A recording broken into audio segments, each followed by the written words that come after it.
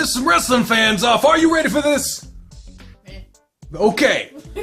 Good. Starting off with a bang. Alright, so obviously this is just an opinion video. I'm just gonna say that right up front. I know there's gonna be people on here that you like, and just hear me out. That's all I'm asking. Your opinions are wrong. Oh, man. They're always wrong. Not even a minute in and people are already saying shit. And it's quite clear that my main central audience, the people that come back for all my videos, don't give a flying fuck about wrestling, so I'll try to keep this brief. And as remiss as I am to make a list video as opposed to my tag videos, which are in list form, that's a little strange. Just bear in mind that this is my opinion. There's gonna be stuff on this that you don't agree with. There's gonna be stuff on here that you maybe agree with. Let me know about that in the comments, and feel free to leave all your angry shit in the comments too, because I like, as much as it crushes my soul, I still like to hear from you. It's what I tell my parents every Thanksgiving. Thank you all very much for watching, and let's, without further ado, the 10 WWE wrestlers that everyone likes that I don't. Now obviously I say WWE wrestlers because there are a lot of indie feds and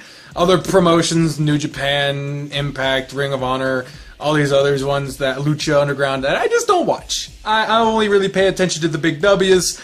And so, I'm sorry if the people that you were hoping to hear me talk shit on isn't on this list. I just don't care enough to watch them. You are literally hipster and mainstream at the same fucking time. Number 10, Daniel Bryan. Now, wait a minute. Wait. Just hold on. Let me explain that shit, because it's not what you think. I am not hating on the Yes Movement. I'm not hating on anybody in terms of Daniel Bryan. He's only on this list because he retired this year. Very tragic. I really wish that he could be back in the ring, face Shinsuke Nakamura at WrestleMania 33. It'd be a fucking amazing match. I would have loved to see him fight Daniel Bryan. Yeah, I'm really making my fucking case here. Brock Lesnar. The Brock Lesnar match. That would have been fucking phenomenal. And I love the ending of WrestleMania 30. Blah, blah, blah. Big fan of Daniel Bryan.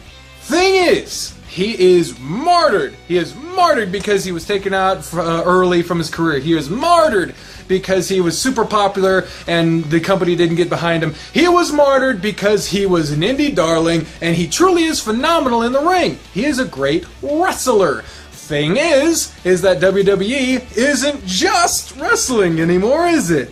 Ever since, the Attitude Era and the character days and all that shit, the character work is super important, and I never really got behind Daniel Bryan as a character.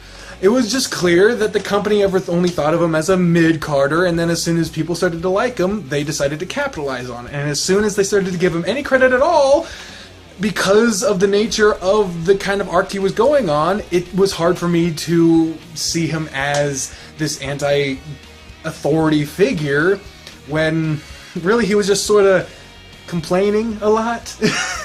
And, I'm a bit of an expert. Like someone else. Yeah, I was gonna say, I'm a bit of an expert on complaining a lot, aren't I? I loved his in-ring work, and it was a shame to see him go, but unfortunately he came about in a generation of a lack of allowance for spontaneity on the microphone, and an unfortunate symptom of that is the fact that I never really got into him as a character, or really found him all that really interesting. He was certainly likable, but only because of that is he on the list of wrestlers that I don't like that much. Number 9, Sami Zayn. It really feels like I'm hating on the new era now, isn't it? But here's again another thing where I don't hate on Sami Zayn. I don't hate Sami Zayn. But the problem is his character. Ever since he came up to the main roster, he has been just portrayed as this absolute weakling. He fought Kevin Owens a bunch of times and barely won every time. Every time he lost, it seemed pretty definitive. They were great matches, phenomenal matches, but every time he won, it seemed like a fluke, and every time he lost, it seemed like no shit. And then especially going up against Braun Strowman, he's on the run from him now. He had to survive 10 minutes, otherwise, that 10-minute stipulation where it wasn't a time limit, but kinda was, it was kinda bullshit. He doesn't really strike me as someone that I can root for. He's the underdog from the underground, but he doesn't really. That is the problem, as they try to present Rey Mysterio as an underdog, and then made him lose all the time. The point of an underdog is that it seems unlikely that they'll win, but then they do. They manage to pull out a victory, and he hasn't really pulled out any decisive victories that I can really think of. Okay, NXT is completely different, but even then, he just never really seemed that convincing to me. I don't know, maybe again it's just the mic work thing. He isn't all that charismatic in my opinion, but there you go. Phenomenal wrestler, not the greatest sports entertainer, booked to look weak. That's my problems with Sami Zayn. I love him, just don't really like him that much. Number 8, Brock Lesnar. Alright, a lot of people love on Brock Lesnar because he's a freak. He's a genetic freak of nature. And if you're talking ruthless aggression, like the few years he was there, back in the day, he was amazing. He had technical prowess, athletic ability, he was strong as all hell, and then he kept it off with a terrible WrestleMania match with Goldberg. But the problem with Brock that I have is nowadays, he destroys people. That is fun, but in the same way every time. Gets a little old. Sure, it get a little more brutal every single time. A little bit. It's not even really more brutal. It's just differently brutal. Like in Hell in a Cell with Undertaker, when he ripped open the mat, that was innovative. And then it really didn't do a whole hell of a lot. It really didn't even end the match.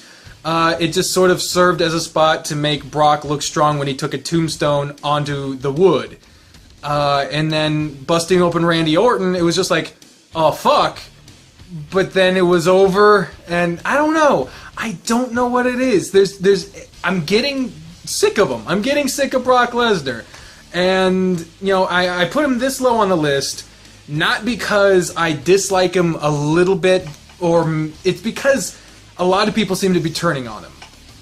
When I say that other people like him, it's kind of mixed. You know, there's people who really like him, there are people who are and then there were a lot of people that are just like, alright, we get it, part-timers are fucking invincible now. But seriously. So that's kind of my thing with Brock. Every time you look at Brock Lesnar, it looks like he's 8 years old inside, like he wants to cry. Like he's really just a pussy all on the inside. So I never really took to him. Like I said, I have a lot of respect for him, but when it came to like the Brock Lesnar versus Goldberg promo, I was like, that pussy! Like, because he backed off? Yeah, exactly. Yep. Number 7, Randall Keith Orton. Randy Orton, RKO out of nowhere. Alright, so again, this one's a bit of a caveat because not a lot of people are like, yay, Randy Orton, woohoo! A lot of people are just sort of like, okay, he's cool, and he has really great athletic prowess. When he is into a match, he really gets into a match. What I don't like is the fact that he has, like, 2 facial expressions. Either he's bored, he's a bit of a dick, or he's kind of pissed. And even when he's kind of pissed, it just looks like he's like, eh. You know, he just kind of looks like he's full of shit. And you know, when that's your character, that's great.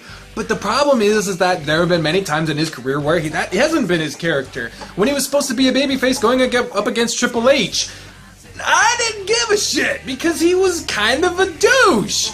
And then now with the Wyatt family, literally nothing has changed. He doesn't do any new moves, he hasn't changed his appearance at all, he doesn't change how he acts at all. He's just a little more protective of Bray Wyatt and Luke Harper, a little bit. That's about it. Like, there's nothing that's different. He doesn't act more ruthless than ever before. It's completely the same.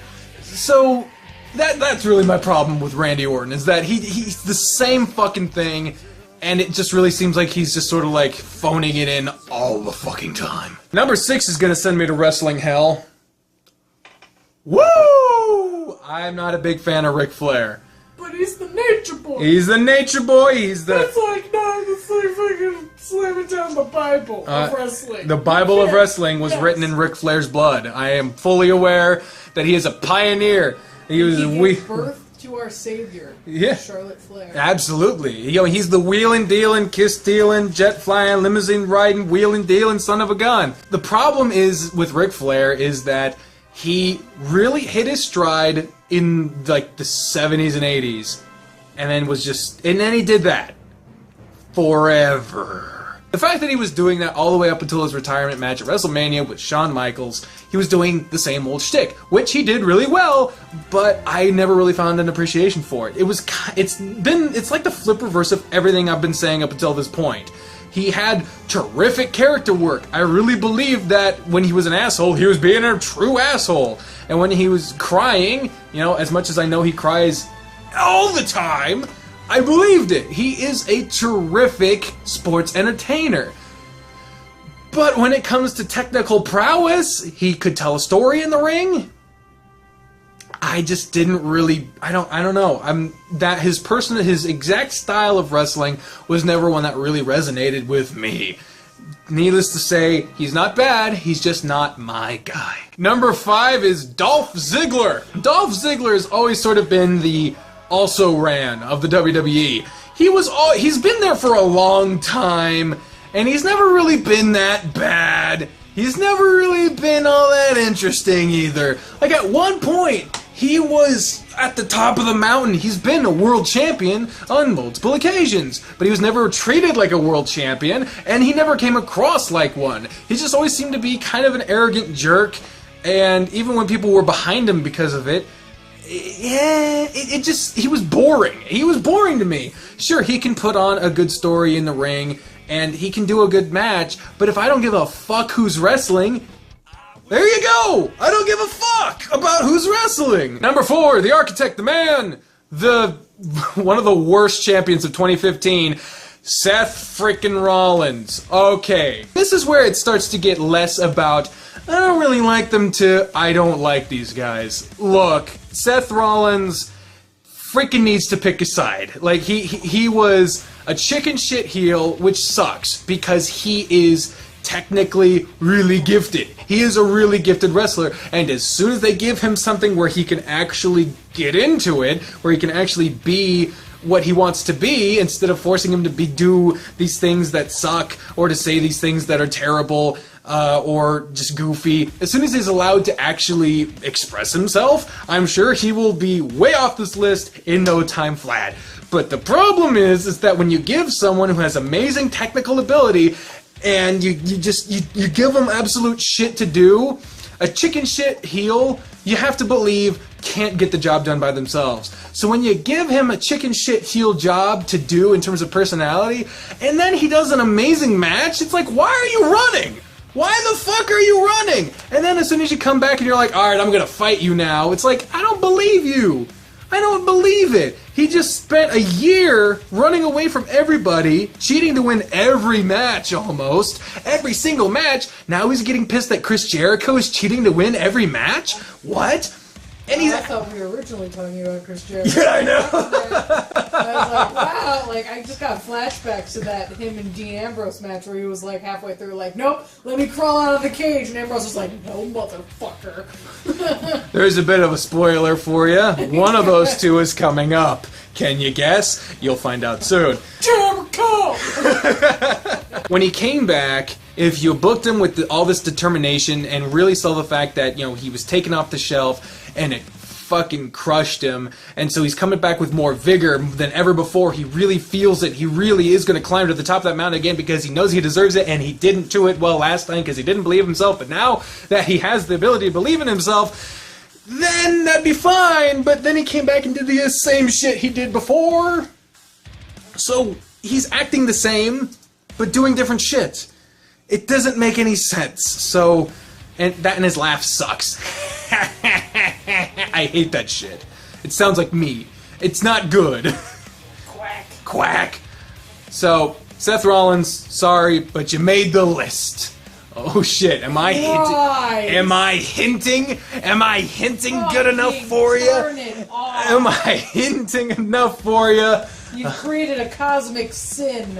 Oh, Jesus Christ. This is my burial video. It's my self-burial video. Number 3! The Boss, Sasha Banks. Not who I was expecting. Not who you were expecting? Not who kind of expecting Jericho. You still got more spots. This is number 3. No! Okay. She was really expecting Jericho at number 3. I'm very interested to hear who you think are next, but, Let me just surprise you. So, sticking with Sasha Banks. Sasha Banks, again, it's kind of like Sami Zayn, but on like the fucking god level.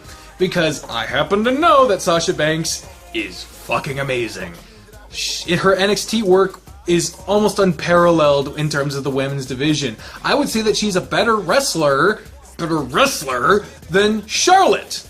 But Charlotte is just barely, there you go, just barely less of a wrestler, but way more of a sports entertainer. And of course she is, because she's Ric Flair's fucking daughter. But here's the thing about Sasha Banks. Just like Sami Zayn, they have booked her to look like shit. Every time she's in a match, they're like, oh no, her back, oh no, the molesty ref, oh no, she's like made of tissue paper and she's gonna fucking explode if Charlotte spits on her. Like, you can't make me believe that someone who calls himself the boss and is really going to be the champion of the women's division is made of fucking tissue paper. I can't get behind someone who you've made me feel like is a pansy. I love Sasha Banks, but Jesus criminy! Fucking make her look good, for fuck's sake! How in the hell can she go from looking that good in NXT to going to the main roster, having to deal with Team Bad or whatever? What was she on? Team Bad? I think she was on Team Bad, but they fucked her over so much that she in the first ever women's Hell in a Cell match, the first thing that happened was she had to almost get carted out immediately by sort of falling back onto the announcer table. Sorta. It was like, oh god, her back injury from the thing that nobody remembers. Oh, no, she's fine. Yeah, it's like fucking, you're not making me, and I hope to, and she's entering in a feud with Nia Jax with a broken leg. So I guarantee any achievement she gets against Nia Jax is going to be like, they're just, all throughout the match, they're like, that injured leg, that surgically repaired leg. I don't know why I'm doing a bad impression of Mauro Ranallo when Sasha Banks is on Raw and Mauro's on SmackDown, but you get the point. They keep making her sound like she's a fucking kid, and then expect me to believe it when she wins? Nuh-uh! Not the fuck See, I think what they're trying to do is for it to be like, man, she can beat these great wrestlers even with a broken leg. Like, look how powerful she is. She's hurting, she's still going. But it's not coming across that way. Not at all. It's not coming across that way at all because she never gets better. Because in order to make someone look like they're hurt but they can still win, they have to fucking win. But they've been fucking hot potatoing this title back and forth, which really makes it fucking look like shit, in my opinion. I don't think that Charlotte versus Sasha is better than Trish versus Lita. No. It could have been, but then they ruined it by stretching it out way too fucking far and making one half of it look like absolute shit into every match. But there you go. Sasha Banks, make her look good and she'll be great. Number 2. Dean Ambrose. I was trying to make it seem like that, but no. Dean Ambrose is fucking infuriating. Good thing I knew you were full of shit! Yeah. Dean Ambrose. Holy Jesus. This motherfucker has he's terrible at selling. He will look like he's, oh no, my leg, oh no, my back, oh no, and then he'll just get up and start running. It's like, no, you're fucking injured. What the fuck are you doing? And he just always looks smug as shit. He doesn't look like he takes anything seriously. People can't decide whether or not they want him to be the next Stone Cold or the next Doink. No one can understand if they want him to be the next Mick Foley or the next Shawn Michaels. No one knows what they want him to be because no one's letting him just be who the fuck he is. And the problem with that is that who he is fucking stupid. His current thing with The Miz. Okay, The Miz did something really inappropriate, right? He exposed Renee Young and Dean Ambrose's relationship on the air, got a smacking for it. Good. But when Dean Ambrose showed up, he didn't look like he was mad. He looked like he was smug. He looked like he was like, I'm gonna get this guy. A little wink and a nod to the camera, dressed up as a security guard. If he was really mad, he should have came out immediately after Renee smacked him.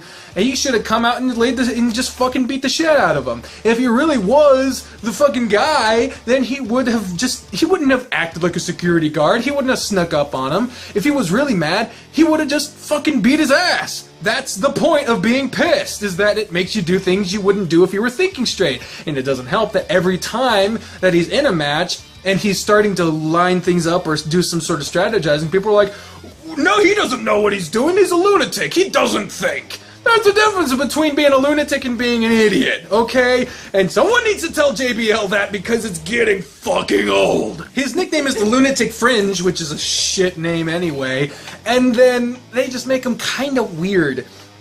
If you want to see... Yeah, if you want to see the Lunatic Fringe, go look at his indie work. Fucking Christ. Fucking the real Dean Ambrose would have fucking... If he was let loose...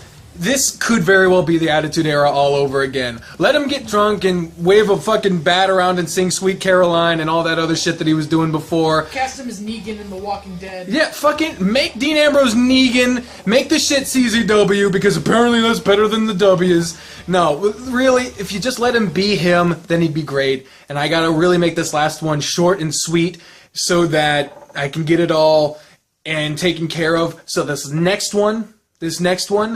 I'm not even going to have to explain much, because I feel like the internet's on my side about it. You know what? My number one? The Rock. I really don't care for The Rock. I don't. I fucking don't. He wasn't that great of a wrestler. He was a great charismatic guy. I love him in the movies. No. The fact that he comes back and regularly makes a joke out of everyone who's actually here day in and day out, slut shames Lana for no fucking reason, buries the Wyatt family in an 8-second match, fucking just takes up 30 minutes of WrestleMania because it's The Rock. Like, I love Dwayne Johnson, but The Rock can stick it. I don't like him. I do not like him. I want you moved out by tomorrow. Don't you ever! No, I totally get you. Like, I fucking love Dwayne. Like, him as a person and also him as an actor. Absolutely. Is fucking amazing.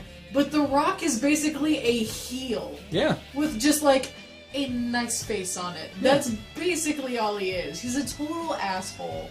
The People's Elbow is a load of shit. The Rock Bottom is a side slam. Oh no. And... point has been made. Thank you all very much for watching my top 10 WWE wrestlers that everyone loves, but I don't. If you fucking hated it, let me know in the comments below and on all my social media stuff, Facebook, Twitter, Instagram, all that shit. And I have been the trained unprofessional speaking for the voices in my head when I say until next time, fare thee well. Bye everybody. My God, that Rock is charismatic though. Oh God, yeah. Put up a picture of The Rock in a suit. Yeah, that's The Rock. The Rock. Worship him. Why